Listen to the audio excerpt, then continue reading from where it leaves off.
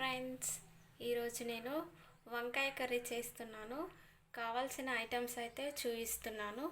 టమాటాలు, కరివేపాకు, ఆనియన్స్, మిర్చి, దాంట్లోకి మనకు కారము, ఉప్పు, ధనియాల పొడి, అల్లం పేస్టు, కొంచెం బండ పువ్వు, బిర్యానాకు, అది మన చాయిస్. వేసుకుంటే వేసుకోవచ్చు, లేదంటే లేదు. నెక్స్ట్ వంకాయ అయితే కట్ చేసి పెట్టాను ఇలా వాటర్లో. కొంచెం అయితే సాల్ట్ అయితే వేసాను. ఇప్పుడు స్టవ్ అయితే ఆన్ చేద్దాం.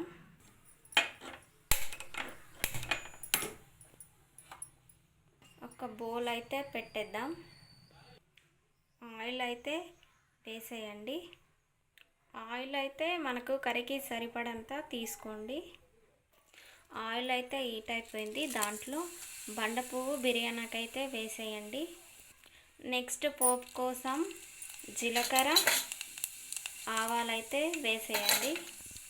కొంచెం వేగిన తర్వాత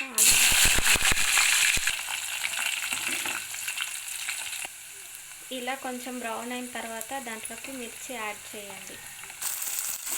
యాడ్ చేసి ఇలా కొంచెం కలుపుకోండి. మిర్చి కోసం కొంచెం సాల్ట్ అయితే యాడ్ చేయండి. దీంట్లో కొంచెం ధనియాల పొడి వేయండి. నెక్స్ట్ అల్లం పేస్ట్ కూడా కొంచెం వేసేసి కలిపేయండి. ఇలా మంచిగా ఫ్రై అయిన తర్వాత బ్రౌన్ అండ్ కలర్ వచ్చింది కదా, దీంట్లోనే మనం మెంతి కూర యాడ్ చేసుకుందాం.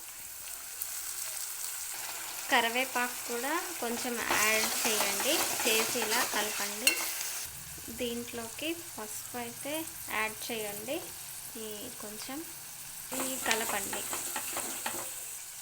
వేసిన తర్వాత వంకాయలు కూడా యాడ్ చేయండి.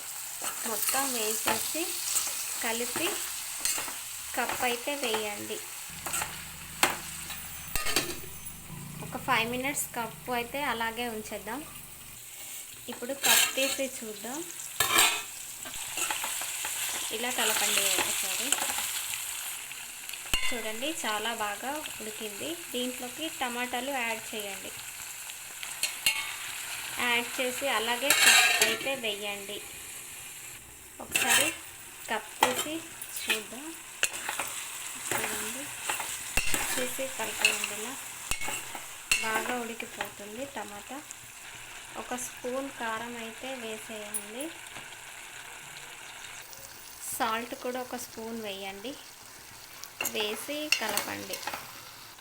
వావ్, చూడండి ఎంత కలర్ఫుల్గా వచ్చిందో వంకాయ కర్రీ.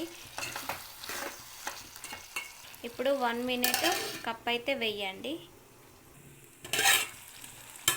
కప్ తీసి చూసి చూడండి, ఇలా ఒకసారి కలిపేసుకొని దాంట్లోకి వాటర్ అయితే యాడ్ చేయండి. నేనైతే కొంచెం వాటర్ యాడ్ చేస్తున్నాను.